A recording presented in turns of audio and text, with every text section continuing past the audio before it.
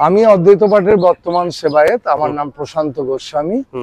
আমি এই মন্দির এখন দেখভাল করি এবং আমার পরিচয়, আমি অদ্বৈত প্রভুর চতুর্থ পুরুষ, এই 14তম পুরুষ।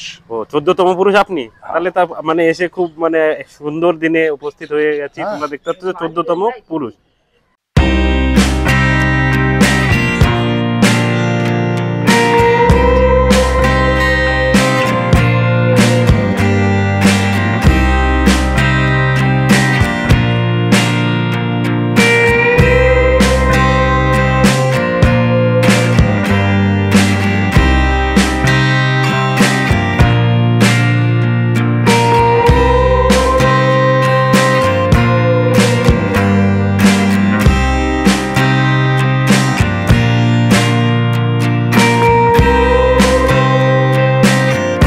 নমস্কার বন্ধুরা, হট ট্রেন্ডিং চ্যানেলে তোমাদেরকে স্বাগত জানাই। আজকে এমন একটা ভিডিও তোমাদের সামনে তুলে ধরবার চেষ্টা করেছি, আশা করি ভালো লাগবে। আর ভালো লাগলে লাইক, কমেন্ট আর সাবস্ক্রাইবার করে আমাদের পাশে থেকো। আজকে এমন একটা স্থানে তোমাদেরকে দর্শন করাবো, সেটা হলো পৌরাণিক একটা কাহিনী এবং পৌরাণিক একটা প্রেক্ষাপট। হ্যাঁ, প্রায় 5 থেকে 600 বছর আগেকার ইতিহাসের তোমরা দর্শন করতে চলেছ। সেই নদিয়ার শান্তিপুরের অদ্বৈত পাঠ আশ্রমের তোমরা চিত্র এবং স্থান তোমরা দর্শন করতে চলেছ এবং পুরো খুঁটিনাটি তথ্য ইউটিউবে এই প্রথম এত ডিটেলসের সাথে তোমরা দেখতে পাবে। এবং অদ্বৈতের যে 14তম বংশধর, তার মুখ থেকেই তোমরা শুনে নেবে যে তার বিস্তারিত তথ্য এবং আশ্রমের ইতিহাস এবং তার জীবন কাহিনী এবং যে মহাপ্রভুকে তিনি যে ধরাধামে আবির্ভাব করেছিলেন এবং তার খুঁটিনাটি তথ্য তোমরা কিন্তু এই ভিডিওর মাধ্যমে পাবে। অবশ্যই ভালো লাগলে লাইক, কমেন্ট অ্যান্ড সাবস্ক্রাইব করো, এতে আমাদের ভিডিও বানানোর অনুপ্রেরণাটা বাড়ে। এবং কমেন্ট সেকশনে জানিও তোমাদের ভিডিওটা কেমন লাগলো। আর আমাদের ফেসবুক এবং ইনস্টাগ্রাম পেজ লাইক করে দিও। চলো তাহলে মেন ভিডিওই ফিরে আসা যাক। তোমরা শিয়ালদার থেকে শান্তিপুর লোকাল ধরে শান্তিপুর স্টেশন থেকে নেমে 1 নম্বর প্ল্যাটফর্মে নামার পরে পিছন দিকে আসতে হবে। পিছন দিকে এসে তোমরা এই দেখো, আমি পুরো ডিটেলস তোমাদেরকে দেখাবো। এই স্টেশন থেকে নেমে তোমার গেটটা ক্রস করে তোমরা টোটোতেও যেতে পারো আর হেঁটেও যেতে পারো। তো আমি দেখাবো কত কি ভাড়া নেয়। রেল লাইন ক্রস হচ্ছি।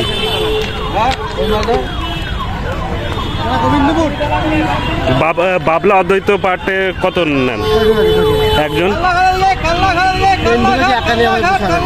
এমনি পার হেড কত? আচ্ছা আচ্ছা, ঠিক আছে। তোমরা শুনতে পারলো যে 15 টাকা করে পার হেড, 5 জন গেলে তারপরেই নেয়। এবং তুমি একা গেলে ওই 50 টাকা নেয়। তোমরা রিজার্ভে গেলে তোমরা ভাড়া ঠিক করে নেবে, তাদের সাথে ডিসকাস করে নেবে। দেখতে পাচ্ছ ওই যে রাস্তা, এইদিকে পুরো শান্তিপুর চলে গেল পুকুর টাউনের দিকে, আর এই রাস্তা চলে গেল তোমার কৃষ্ণনগরের দিকে। আর এই যে সামনে যে রাস্তাটা, এই রাস্তা ধরে আমি হেঁটেই যাব এবং হেঁটে যেতে আমার তোমাদের সাইড সিন আমি দেখাতে থাকবো। এই রাস্তা ধরে মোটামুটি 20 থেকে 25 মিনিট লাগে হেঁটে। তো একই রাস্তা ধরে একদম হেঁটে যাবে 20 থেকে 25 মিনিট স্টেশন থেকে। তাহলে চলো দেখা হবে একদম মন্দিরে গিয়েই, তো সঙ্গে থেকো। ফাইনালি আমরা চলে এসেছি অদ্বৈত পাঠ আশ্রমে। আমি এখন ঢুকবো এবং বাইরের ভিউটা আমি দেখাবো। আম বাগান রয়েছে, যারা দূর দূরান্ত থেকে আসবে এখানে পার্কিং করারও জায়গা রয়েছে। মানে একদম লোকালয় থেকে নিরিবিলি সময় কাটানোর একটা সুন্দর একটা জায়গা, দেখে তোমরা বুঝতে পারছো। আর বাইরের আমি এই বোর্ডটা দেখাবো, বিশেষ বিজ্ঞপ্তি লেখা রয়েছে, তোমরা দেখে নাও বোর্ডটা। আমি আস্তে আস্তে ভিতরে প্রবেশ করব। এখানে চটি খুলে প্রবেশ করতে হয়। আস্তে আস্তে আমি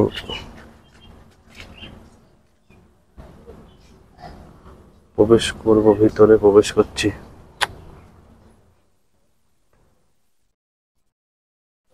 অদ্বৈত পাঠ আশ্রমে এসে আমি পেয়ে গেছি এক মানে মনীষী, এবং তার কাছ থেকে আমি শুনে নেব পুরো বিস্তারিত তথ্য এই মন্দিরের। নমস্কার, আপনার নাম? আমি অদ্বৈত পাঠের বর্তমান সেবায়েত, আমার নাম প্রশান্ত গোস্বামী। আমি এই মন্দির এখন দেখভাল করি এবং আমার পরিচয়, আমি অদ্বৈত প্রভুর চতুর্থ পুরুষ, এই 14তম পুরুষ। ও, 14তম পুরুষ আপনি? তাহলে তা মানে এসে খুব মানে সুন্দর দিনে উপস্থিত হয়ে গেছি। তোমরা দেখতে পাচ্ছ 14তম পুরুষ।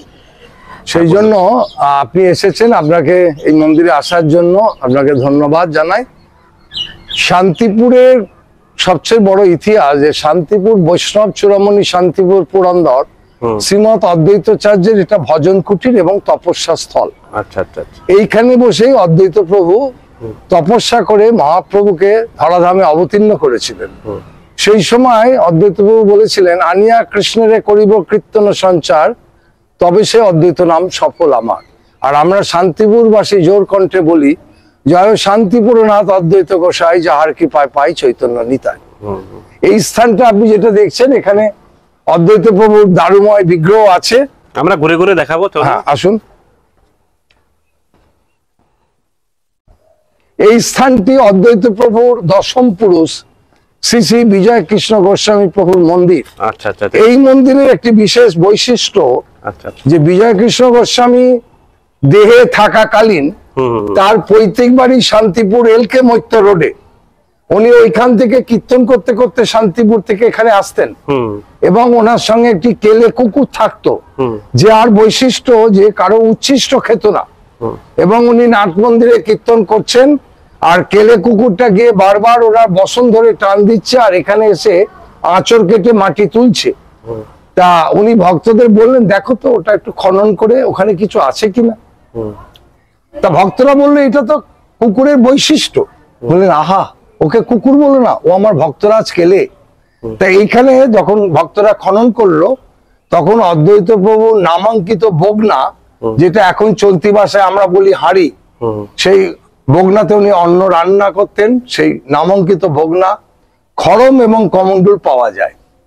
এবং পরবর্তীকালে উনি শান্তিপুরের সমস্ত বৈষ্ণব ভক্তদের এটাকে দর্শন করান, করে নিজে স্বহস্তে এখন যে অদ্বৈত প্রভুর মন্দির রয়েছে তার বেদির তলায় তিনি স্বহস্তে পতিত করে দেন। তার কারণ উনি বললেন যে এটা বাইরে রাখাটা সমীচীন হবে না। সবাই দর্শন করলো, প্রণাম করলো এবং তারই স্মৃতিস্বরূপ এই বিজয় কৃষ্ণ গোস্বামীর মন্দির। তারই পাথরের মর্মর মূর্তি রয়েছে এখানে। এখানে একদিকে তার স্ত্রী, একদিকে তার পুত্র। এবং বিজয় কৃষ্ণ গোস্বামী একজন ভারত বিখ্যাত সাধক ছিলেন, যাকে রামকৃষ্ণদেব বলতেন যে মানব দেহে বিজয় কৃষ্ণ যে জায়গায় অবস্থান করে আছে সাধারণ মানুষ থাকতে পারে না। লোকনাথ ব্রহ্মচারী বলতেন, তোমাদের বিজয় কৃষ্ণ ও আমার প্রাণ কৃষ্ণ, ও আমার সচল কৃষ্ণ। ত্রৈলোক্য স্বামী থেকে সবাই পর্যন্ত ওনাকে খুব মর্যাদা করতেন। এবং আপনি দক্ষিণেশ্বরে গেলে দেখবেন যে ওনার ওখানে মূর্তি রাখা আছে। এবং একবার ঠাকুর শ্রী শ্রী রামকৃষ্ণর কাছে যখন উনি দেখা করতে গেলেন, সেই সময় বিজয় কৃষ্ণকে ঠাকুর প্রশ্ন করলেন, বিজয়, আমি শান্তিপুরের এক গোসাইয়ের কথা শুনেছি, যিনি ভাগবত পাঠ করতে করতে মাঝে মাঝে হুঙ্কার দিতেন, বহু দূর থেকে শোনা যেত। তো উনি তখন মাথা নিচু করে বললেন, উনি আমার পিতা। বলে, ও অমন বাপ না হলে কি অমন ছেলে হয়। চলুন আমরা এবার অদ্বৈত প্রভু দারুময় বিগ্রহ দর্শন করব। আচ্ছা আচ্ছা আচ্ছা।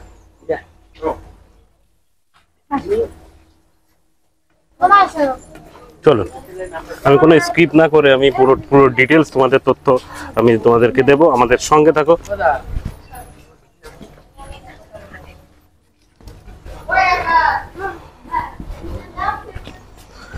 আমরা, এটা হলো নাট মন্দির নাকি? না, এটা হচ্ছে অদ্বৈত প্রভুর মূল মন্দির। মূল মন্দির এটা আমরা দর্শন করতে চলেছি এবং এর ইতিহাসও আমরা জেনে নেব। আমাদের সঙ্গে থাকো। এইটা আমি একটু দর্শন করে নিই, দর্শন তোমাদের করিয়ে নিই, তারপরে আমি পুরো ডিটেলস তোমাদের যে 14তম বংশধর আমরা পেয়ে গেছি তার মুখ থেকে আমরা পুরো ডিটেলস আমি শুনে নেব। তোমরা দেখতে পাচ্ছ এটাই কিন্তু অদ্বৈত প্রভুর মেন মন্দির, তোমরা দেখতে পাচ্ছ। হ্যাঁ, আপনি এবং তার পাশে রাধা মদন মোহন জিউ দারুময় বিগ্রহ রয়েছে। হ্যাঁ হ্যাঁ হ্যাঁ। হ্যাঁ, আর একদিকে মহাপ্রভুর চিত্রপট তারপরে পঞ্চতত্ত্বের চিত্রপট এবং অদ্বৈত প্রভু দশম পুরুষ বিজয় কৃষ্ণ গোস্বামী চিত্রপট রয়েছে। আচ্ছা আচ্ছা আচ্ছা। আসুন আমরা এবার আপনাকে নিয়ে গিয়ে দেখাবো যে স্থানটি। হ্যাঁ হ্যাঁ বল, চলুন। এই তরঙ্গে নিতে হবে, দাদারা এসছে।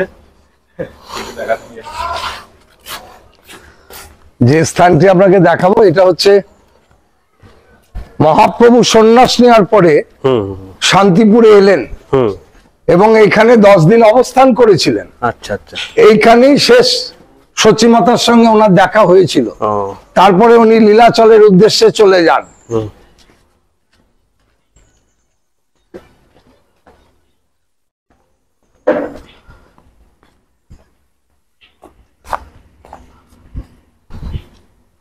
চাবি আনছে, আপনাকে একটু খুলে দেখাবো। এই সেই মন্দির, এটা এইটা তিন প্রভুর হ্যাঁ বিশ্রাম স্থান। বিশ্রাম স্থান। মহাপ্রভু সন্ন্যাস গ্রহণের পরে হ্যাঁ এইখানে এসে 10 দিন অবস্থান করেছিলেন। আচ্ছা। এবং এইখানে ওনার মাতা সচিমাতার সঙ্গে দেখা হয়েছিল এবং এখান থেকে উনি লীলাচলের উদ্দেশ্যে রওনা দেন। আচ্ছা, এটা হলো বিশ্রাম স্থান। বিশ্রাম স্থান ওখানে লেখাই আছে, দেখুন, শ্রী শ্রী গৌর নিতাই সীতানাথ তিন প্রভুর বিশ্রাম স্থান। তলায় লেখা জয় শান্তিপুরনাথ অদ্বৈত গোসাই, যাহার কৃপায় পাই চৈতন্য নিতাই।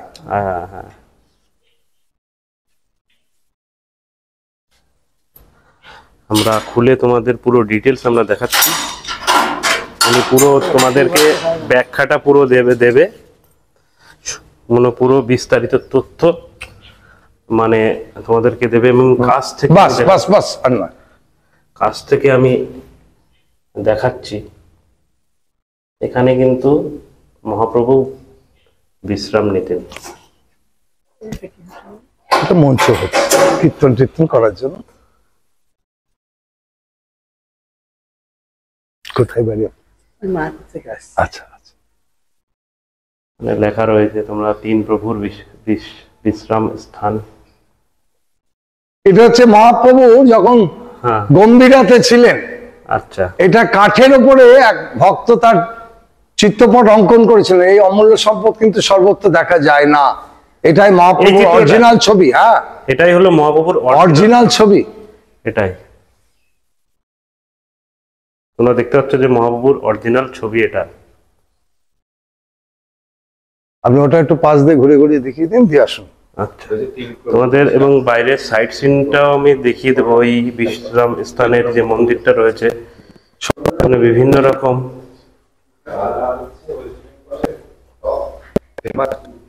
চিত্র এবং এখানে এসেছিলেন কালকে ওই দিকটা দেওয়া রয়েছে। থেকে আমরা শুরু করলাম। আচ্ছা আচ্ছা আচ্ছা।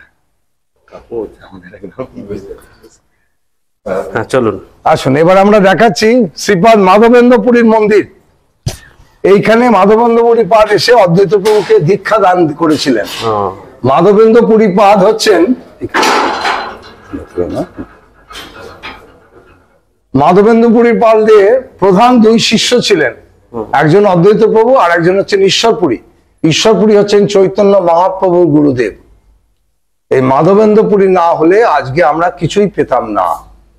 যিনি বলেছিলেন, অদ্বৈত প্রভুকে বলেছিলেন, আমি দেখতে পাচ্ছি তোমার আহ্বানে স্বয়ং ভগবান আসছেন, তুমি আজকে থেকেই এই কলিহত জীবের জন্য গঙ্গা জল তুলসী জল নিয়ে ভগবানের প্রতি আহ্বান করো এবং দেখবে এই ধরাধামে ভগবান অবতীর্ণ হবেন। এবং আপনি এখানে একটি চিত্রপট দেখতে পাচ্ছেন, সচিমাতা এবং মহাপ্রভুর আলিঙ্গন, এবং মাতা কাঁদছেন, মহাপ্রভু কাঁদছেন যখন তিনি এখান থেকে সন্ন্যাস গ্রহণ নিয়ে সোজা লীলাচলের উদ্দেশ্যে রওনা দিচ্ছেন। অর্থাৎ আর পরবর্তীকালে কিন্তু সচিমাতার সঙ্গে মহাপ্রভুর আর দেখা হয়নি, শুধুমাত্র সংবাদই পেয়েছিলেন ভক্ত মাধ্যমে যে আমার ছেলে কেমন আছে, এইটুকুনি। এবং সেই সময় এটা গঙ্গা ছিল। আজ থেকে প্রায় 600 বছর আগে। অদ্বৈত প্রভু দেহে থাকলে আজকে অদ্বৈত প্রভু বয়স হতো 590 বছর।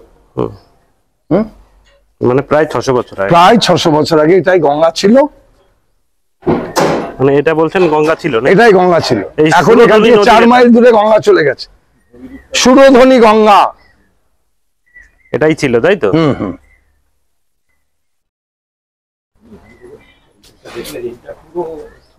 আছে এই side দিয়ে এটাই কিন্তু সেই সুরধনী গঙ্গা ছিল। আর মাঝখানটা ফাঁকা। মানে এরকম ভাবে ওইখান থেকে আমাদের ওইখান থেকে শুরু হয়ে মোটামুটি 4-5 কিলোমিটার দূরে চলে গেছে। হ্যাঁ, গঙ্গা চলে গেছে। আচ্ছা আচ্ছা, আর কোনো তথ্য যদি দেওয়ার থাকে? তথ্য বলতে আপনাকে এটা বলি যে আপনি যেটুকুনি আপনাকে বললাম আপনি বুঝতে পারলেন যে সমগ্র বৈষ্ণবদের এটা একটা পরম পবিত্র তীর্থস্থান। আজকে এই স্থান না হলে আমাদের আজকে যে প্রজন্মকে দেখতে পাচ্ছেন হরিনাম সংকীর্তন করছে তাদের কাউকে দেখতে পেতেন না। তার কারণ অদ্বৈত প্রভু গৃহী ছিলেন, কিন্তু অদ্বৈত প্রভু নিত্যানন্দ প্রভুকেও গৃহী বানিয়েছিলেন। এইখান থেকে আদেশ করেছিলেন নিত্যানন্দ তুমি বিবাহ করো। উনি বললেন প্রভু আমি বিবাহ করব? বললেন হ্যাঁ, তোমার বংশধর অদ্বৈত প্রভুর বংশধর এই বৈষ্ণব ভক্ত আমার আগামী দিনে ধারক এবং বাহক হবে এবং এই হরিনাম সংকীর্তনকে সব কলিহত জীবকে বিলিয়ে দেবে। সেই জন্য আমরা এই নাম সংকীর্তন শুনতে পাই। সেই জন্য বলতে পারেন যে বৈষ্ণব ধর্মের স্রষ্টা স্বয়ং অদ্বৈত প্রভু, যাকে আমরা বলি বৈষ্ণব চূড়ামণি শান্তিপুর পুরন্দর শ্রীমৎ অদ্বৈতাচার্য, বৈষ্ণব জগতের প্রজ্জ্বল ভাস্কর শান্তিপুর গরিমা শ্রী শ্রী বিজয় কৃষ্ণ গোস্বামী লীলাক্ষেত্র বলেই এই শান্তিপুর এত মানুষের কাছে সবচেয়ে বড় তীর্থস্থান রূপ পেয়েছে এবং এই নামেই শান্তিপুর ভূষিত হয়ে আছেন। আচ্ছা, মানে ওনার কি জন্মস্থান তো মানে ওপার বাংলায়? উনি ওপার বাংলা থেকে ছোট্টবেলায় এখানে এসেছেন। কত বছর বয়সে এখানে? খুব ছোট। এবং তার একটা হিস্ট্রি আপনাকে বলি ছোট্ট করে। সেটা হচ্ছে অদ্বৈত প্রভুর বাবা সেই রাজসভার পণ্ডিত ছিলেন, রাজা কালীর উপাসক ছিলেন। অনেকে বাড়ি যেমন রাধা কৃষ্ণ পূজা হয়, কালীর পুজো হয়। তা সেই রাজার ছোট্ট ছেলে আর অদ্বৈত প্রভু সমবয়সী ছিলেন। ওই ছেলে লক্ষ্য করলো যে অদ্বৈত প্রভু প্রণাম করলেন না। অদ্বৈত প্রভু তখন ছোটবেলার নাম ছিল কমলাক্ষ। অদ্বৈত প্রভু 3টি নামে বিখ্যাত হয়েছিলেন, কমলাক্ষ, নাড়া এবং বাউল। এই বাউল থেকে এই জায়গাটার নাম হয়ে গেল বাবলা। বাবলা, সে আমরা সবাই বলি অদ্বৈত পাঠ বাবলা। তা উনি দেখলেন যে প্রণাম করলো না, তখন সেই রাজার ছেলে গিয়ে রাজাকে বললেন বাবা তোমার পণ্ডিতের ছেলে কিন্তু মাকে প্রণাম করলো না। বললেন তাই? তখন উনি পণ্ডিতকে ডাকলেন, ডেকে বললেন তোমার ছেলে এইরকম যে সে মাকে প্রণাম করলো না। তো উনি শুনে অদ্বৈত প্রভুকে আদেশ করলেন তুমি প্রণাম করো।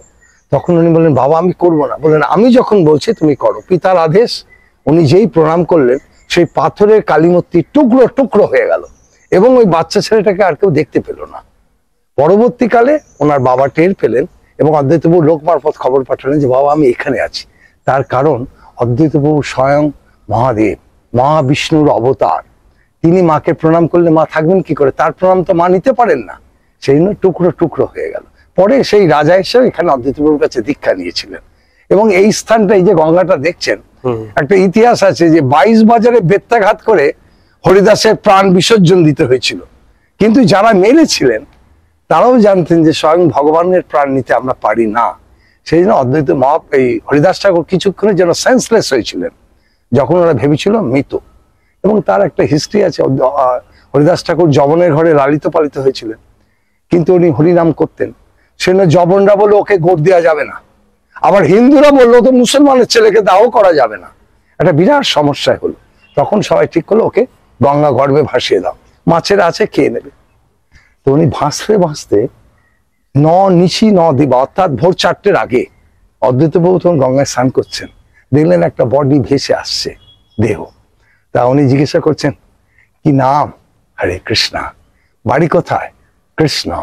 উনি শুশ্রূষা করলেন, করে তারপরে ওনাকে দীক্ষা দিলেন। তার পরবর্তীকালে ওনার নাম হলো হরিদাস। আগে ওনার নাম ছিল হ্যারিস, সেই থেকে ওনার নাম হলো হরিদাস। এবং অদ্বৈত মহাপ্রভু নিজে হরিদাস ঠাকুরের সমাধি মন্দির করেছেন পুরীতে, নিজে স্বহস্তে ওনাকে সমাধি দিয়েছেন। এটা একটা বিরল ঘটনা। এবং হরিদাসের মতো একটা ভক্তপ্রাণ মানুষ আর হয় না, যে 1 লক্ষ নাম জপ না করলে নিজের আহারও করতেন না, কোনোদিন শেষ হতো না বলে আহারও করতেন না। আর হরিদাসের লীলা তো আপনারা সবাই জানেন যে কত রকম ভাবে তাকে পরীক্ষা দিতে হয়েছিল। সেই জন্য এটা একটা শান্তিপুরের খুব গর্বের স্থান। শান্তিপুরে সমগ্র মানুষই এখানে দূর দূরান্ত থেকে আসে। সুন্দর মনোরম পরিবেশ। এবং আমি মাস 3-4 আগে এখানে আমাদের বৃন্দাবনের একজন আছেন বিনোদ বাবা, আমি শুনেছি উনি প্রায় রাধারানীর দর্শন পান। তো উনি এসেছিলেন এই মন্দিরে এবং আমিও ছিলাম, আমার আহ্বানে উনি এসেছিলেন। উনি এসে বেশ কিছুক্ষণ এখানে ছিলেন এবং থাকার পরে বললেন এটা হচ্ছে কারেন্ট, যারা বুঝতে পারে তারা বুঝবে, যারা বোঝেন নয় তারা বোঝেন। আমি তখন আপনি তাহলে চৈতন্য ভাগবতের কথা বলছেন?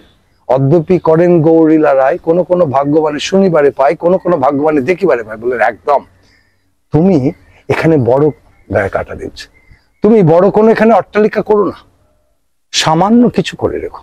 অনেক ভক্ত আসবে, তাদের কথা রেখো না, কারণ এই মতো জায়গা আর হয় না। এবং আপনারা এই যে আজকে সারা বিশ্বের মানুষ হরিনাম সংকীর্তন হচ্ছে যার দ্বারা, তিনি প্রভুপাদ এসি ভক্তি বেদান্ত, তার কর্মময় জীবনে এখানে এসে বসে থাকতেন। এই যেমন ভদ্রলোককে দেখছেন বসে আছেন, কারোর সঙ্গে বাক্যালাপও করছে না, কিছু চাইছেন না, উনি এসে এখান থেকে বসে থাকতেন। কোনো দিন একটু প্রসাদ হাত পেতে নিতেন, কোনো দিন প্রসাদ নিতেন না। তখন উনি কলকাতা হিন্দুস্তান রোডে থাকতেন এবং আমার পিতৃদেব তখন এই স্থানের দায়িত্বভার পালন করতেন। তার সঙ্গে তার কথোপকথন, বহু চিঠি আছে। পরবর্তীকালে ইসকনের ভক্তরা সেগুলো দেখে সারচার্জ হয়ে গেছিলেন যে আমাদের প্রভুপাদের সঙ্গে আপনাদের পরিবারের এতদিনের রিলেশন। এবং এখানে একটা বড় উৎসব হয়, সেটা হচ্ছে মাধবেন্দ্রপুরী স্মরণ তিথি। যেদিনকে মাধবেন্দ্রপুরী প্রয়াত হয়েছিলেন, সাধারণ মানুষ এই ভাষাটা যাবে স্মরণ তিথি বললে বুঝতে পারে না। সেই দিন এখানে মহাপ্রভু বলেছিলেন এই দিনে কেউ যদি এখানে প্রসাদ পায় তার গোবিন্দে ভক্তি হবে। বলেছিলেন ভজন করবার দরকার নেই, শুধু ভজন করো, তাহলে তোমাদের গোবিন্দে ভক্তি হবে। সেই জন্য এখানে প্রায় 40,000 ভক্ত ওই দিন এখানে আসে। ডেটটা একটু বলে দিন। ডেটটা হচ্ছে আগামী 21শে মার্চ। বাংলার তারিখটা এই মুহূর্তে বলতে পারছি না। আচ্ছা, 21শে মার্চ, তাই তো? 21শে মার্চ 2024। হ্যাঁ, সকাল 8টা থেকেই ধরুন এখানে সন্ধ্যে 5টা অবধি। এবং এই যে নবনির্মিত মঞ্চটা হচ্ছে, এখানেই হবে আমাদের সেই পাঠ কীর্তনের আসর। এখানে সমস্ত ভক্তরা বসবে। এই বাগানে 40,000 ভক্তের প্রসাদের ব্যবস্থা হবে। অ্যাট এ টাইম 7,000 লোক প্রসাদ পেতে পারবে। একটা না দেখলে বলবেন যে কোনো প্রচার নেই, কিছু নেই, এত লোক কোথা থেকে চলে আসছে। এটা চিরকাল এই মানুষটাই ভগবানের লীলা, এটা বুঝেছেন?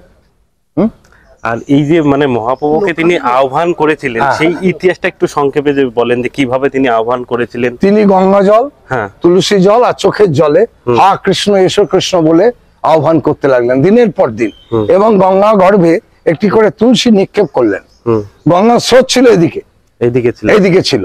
একবার এইদিকে দেখলেন উনি যে বাঁ দিকে স্রোত, এদিকে ডান দিকে গঙ্গার তুলসী ভাসতে ভাসতে যাচ্ছে। ওই সময় গঙ্গা গর্ভে সচিমাতা চান করছিলেন, তখন তার নাভিকুণ্ড স্পর্শ করে, তারপরেই মহাপ্রভু জন্মগ্রহণ করেন। আচ্ছা আচ্ছা আচ্ছা আচ্ছা, তার মানে আপনি মানে এইভাবে তিনি মহাপ্রভুকে আহ্বান করেছিলেন। আচ্ছা, মানে এবং আপনি যদি চৈতন্য ভাগবত দেখেন, যারা সব বৈষ্ণবরা জানেন কথা, শয়নে আছিনে মোর ক্ষীর সাগর, নিদ্রা ভঙ্গ হইল মোর নাড়ার হুঙ্কার। এই যে বললাম অদ্বৈত প্রভুর আরেক নাম নাড়া, উনি বারবার হুঙ্কার দিচ্ছে, এসো প্রভু এসো। তখন ওনার হুঙ্কারে স্বয়ং ভগবান অবতীর্ণ হলেন এবং এই কলিহত জীবকে উদ্ধার করবার জন্য। কেন কলিযুগ বড় কঠিন যুগ। মহাপ্রভু থাকাকালীন ভক্তের প্রশ্ন, প্রভু বুঝবো কি করে কলিযুগ? বললেন দেখবে পিতা পুত্রকে হত্যা করছে, পুত্র পিতাকে হত্যা করছে, তখনই বুঝবে কলিযুগের চূড়ান্ত পটভূমিকায় চলে এসেছে। কিন্তু এটাও জেনে রেখো, সম্ভব আমি যুগে এই যুগে ভগবান আবার তার জায়গায় আবির্ভাব হবে। মানে প্রত্যেক যুগে হয়েছে, এই যুগেও আবির্ভাব হয়েছে। আর কোন তথ্য মানে অজানা তথ্য কি দেওয়ার আছে? দেখুন, আমি যেভাবে আপনাকে বললাম এটাই সমস্ত। এই গাছটা এই মানে এটা নিম গাছ, এটা বহু প্রাচীন নিম গাছ। আর এটা দেখছেন তমাল গাছ, ওটা তমাল গাছ। হ্যাঁ হ্যাঁ, এখানে মানুষ এসে যথার্থ অদ্বৈত তপস্যার স্থান বলে এখানে এসে লোকে দেখুন গাছের ছোট ছোট ঢিল বেঁধেছে, সবাই আসে, তাদের মনোবাসনা পূর্ণ হয়। তখন এসে দেখি তারা পুজো দেয়। কেউ ঢিলটা যে এখানে বাদে, আসুন। হ্যাঁ হ্যাঁ, চলুন।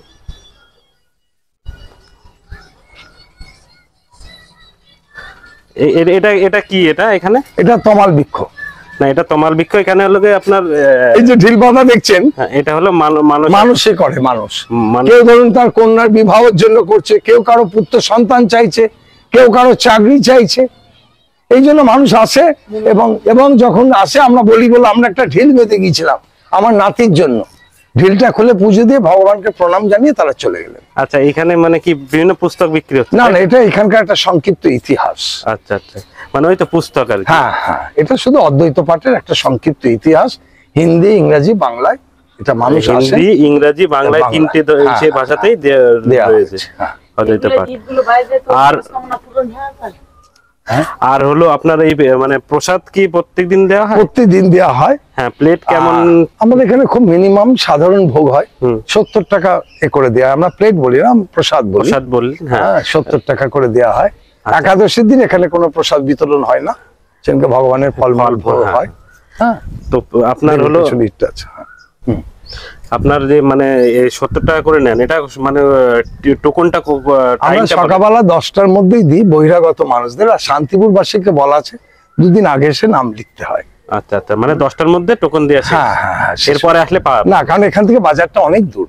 বুঝেছেন? আচ্ছা আচ্ছা আচ্ছা। হ্যাঁ, আমরা চেষ্টা করছি আগামী দিন এটার পরিকাঠামো আরো কিছু উন্নয়ন করবার জন্য, কিন্তু যদি স্বয়ং অদ্বৈত প্রভুর ইচ্ছা থাকে তবেই হবে, তা বিনা হবে না, মহাপ্রভুর ইচ্ছা না থাকলে তো হবে। হ্যাঁ হ্যাঁ, হবে না, কিন্তু আপনার চেষ্টাটা থাকতে হবে, এবং সেই চেষ্টার মধ্যে যেন সততার নিদর্শন থাকে, তবেই ভগবান করবে। আপনি যে আজকে এই জায়গাটা দেখছেন, একটা সময় 92 সালে আমার পিতৃদেবকে আমি হারিয়েছিলাম। আচ্ছা আচ্ছা, তখন যা ছিল আজকে 2024, তার আমূল পরিবর্তন হয়েছে। কিন্তু আমি মনে করি এক সময় এসে ছোট্ট ঘরটায় বসে থাকতাম এবং আমার পুত্র বসে থাকতো এবং তারা বলতো, বাবা এইটাকে কিছু করা যায় না। কিন্তু আপনি দেখছেন এত বড় একটা জায়গা, যার কত বড় পটভূমিকা রয়েছে, কিন্তু সত্যিকারে বলতে এই মন্দিরে যারা দাতা, তারা হচ্ছে স্বয়ং বিজয় কৃষ্ণ গোস্বামী ভক্ত শিষ্যরা। তাদের আকাশবৃত্তি দানে এই মন্দির চলে। আমরা কিন্তু কোনো সরকারি বা কোনো অনুদান পাইনি, আজ অব্দি পাইনি। তবু আমি মনে করি যে আমাদের বর্তমান সরকার যেটুকুনি সহযোগিতা করেন, সেটাও আমরা এতকাল কোনোদিন পাইনি। এটা আমি তার কাছে আমরা গর্ব করার মতো। এবং আপনি জানেন এই নিরিবিলি স্থান, অনেক মায়েরা আসেন, তাদের অলংকার পরে আসেন। একসময় এই জায়গাটা খুব খারাপ ছিল, সন্ধ্যেবেলা অনেকে ভয় পেতেন, কিন্তু এখন আমরা যথেষ্ট, এখন সেফ, এখন একদম সেফ। বিভিন্ন মানুষ আসে, হ্যাঁ, খুব সুন্দরভাবে তারা দর্শন করে, কেউ কেউ রেস্ট নেয়, নিয়ে চলে যায়। প্রোটেকশনের জন্য প্রশাসনও রয়েছে। হ্যাঁ হ্যাঁ হ্যাঁ হ্যাঁ। আর মোটামুটি আপনি তো 14তম বংশধর, আপনারা কি এখানেই থাকেন না কোথায়? দেখুন, এটা আমার একটা বাড়ি বলতে পারেন, আর একটা বাড়ি যেটা আমি আপনাকে বললাম যে বিজয় কৃষ্ণ গোস্বামী বাড়ি, যেটা হচ্ছে শান্তিপুর বড় বাজারের কাছে। আচ্ছা আচ্ছা, এটা আমার আরেকটা বাড়ি, ওখানে আমাদের রাধাকৃষ্ণ বিগ্রহ আছে, সেখানেও আমি থাকি, এবং আমাকে দুটোই জায়গা দেখতে হয়। এবং ওটাই আমার রেসিডেন্স বলতে পারেন। এটাকে আমি রেসিডেন্স হিসেবে ব্যবহার করি না, ওটাকে আমার রেসিডেন্স হিসেবে ব্যবহার করি। এবং আপনি রাসে কোনো সময় এলে দেখবেন যে বিজয় কৃষ্ণ গোস্বামী বাড়ি রাস একটা অভূতপূর্ব, এবং তার কারণ এটা আমার বলার দরকার পড়ে না। রাস তো শান্তিপুরের রাস বিখ্যাত। হ্যাঁ, আমি তবু আপনাকে বলছি, এটা আমার হয়তো আজকে এই স্থানে দাঁড়িয়ে বলার দরকার হয় না, কারণ এই শান্তিপুরের বিজয় কৃষ্ণ গোস্বামী বাড়ির প্রতি শ্রদ্ধা জানাবার জন্য বড় বড় বিখ্যাত শিল্পীরা, মনি ঋষিরা আসেন, প্রতিবারই আসেন, ঘুরে ফিরে আসেন সবাই।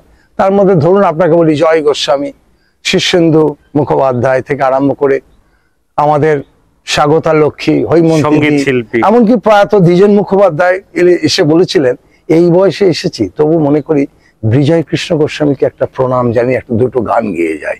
এই যে ভক্তির আরাধ্যের জায়গা। এবং আপনারা জানেন যে 2022 সালে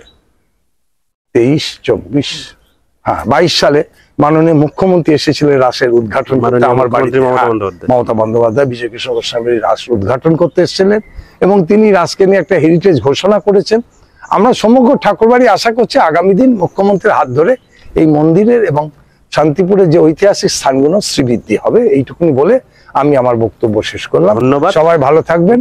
আচ্ছা, বলছি মানে এইখানে আসতে গেলে কিভাবে আসতে হবে? আমি শান্তিপুর রেল স্টেশন থেকে নেমে আপনি শুধু বললেই হবে বাবলা মন্দির, তাহলেই মানুষ আপনার কাছে। মানে শিয়ালদা থেকে আসতে গেলে, শিয়ালদা থেকে শান্তিপুর লোকাল, শান্তিপুর স্টেশনে নেমে 10 টাকায় টোটো ভাড়া দিলে বাবলা মন্দির বললে যে কেউ চিনবে। এটা এমন একটা নাম, অদ্বৈত প্রভুর ভজন কুটির বলার দরকার নেই, বাবলা মন্দির।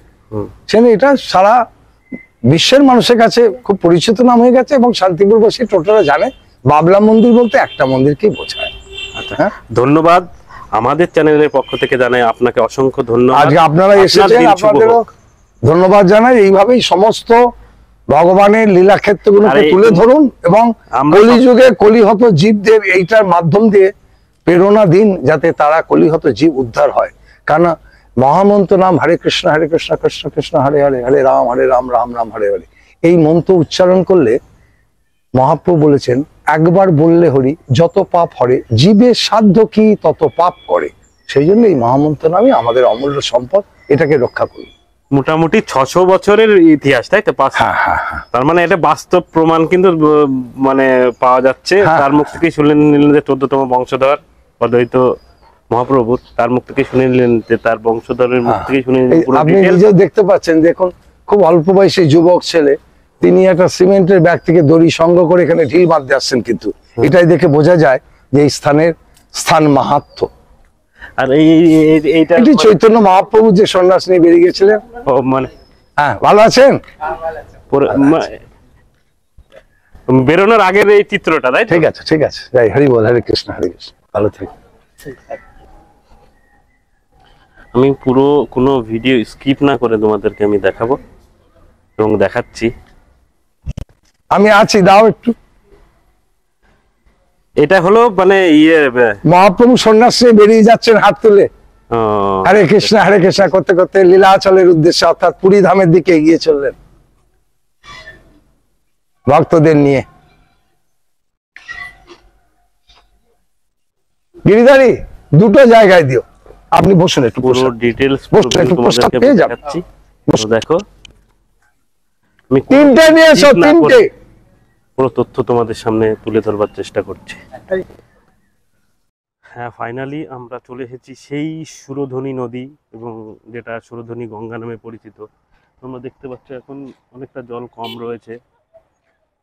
এই নদীতেই কিন্তু অদ্বৈত প্রভু তিনি স্নান করতেন এবং তিনি সাধনা করেছিলেন যে এই গঙ্গায় তিনি তুলসী পাতা দিয়ে মহাপ্রভুকে আহ্বান করেছিলেন।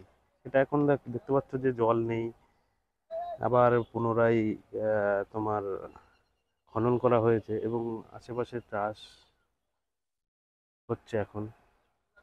সেই সুরধনী গঙ্গাটা এখন অনেকটা দূরে চলে গেছে। এটা বহুত সেই পুরনো ইতিহাসের কাহিনী, প্রায় 5 থেকে 600 বছর আগেকার ইতিহাস তোমাদের সামনে তুলে ধরছি। এখন গঙ্গাটা অনেক দূরে চলে গেছে। তোমরা দেখতে পাচ্ছ ওই যে মন্দির, অদ্বৈত মহাপ্রভুর মন্দির। আমি ভিডিওটা এখানেই শেষ করছি। অবশ্যই ভালো লাগলে লাইক, কমেন্ট এন্ড সাবস্ক্রাইব করে আমাদের পাশে থেকো, এতে আমাদের ভিডিও বানানোর অনুপ্রেরণাটা বাড়ে। আর আমরা পুরো খুঁটিনাটি তথ্য তোমাদের সামনে তুলে ধরবার চেষ্টা করেছি এই ছোট্ট ভিডিওর মাধ্যমে। অবশ্যই কেমন লাগলো তোমাদের ভিডিওটা অবশ্যই কমেন্ট সেকশনে জানিও। আবার দেখা হবে নতুন কোনো ভিডিওয়, বন্ধু তোমার জন্য।